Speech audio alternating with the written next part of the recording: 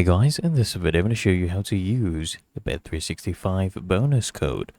The first thing I want you to do is log into your Bet365 account. You can click here on login, or you can join into your account.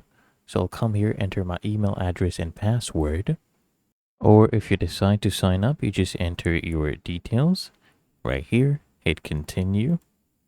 And then all you need to do is fill in your address details.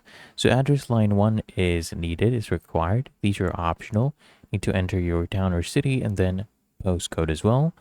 And then hit here on continue. Then after that, I'll show you the third step right here, where we'll enter the bonus code. Now here, as you can see, finally, we're able to put in a password. And then if you want to receive information on free bets and offers, you can say yes please or no thanks.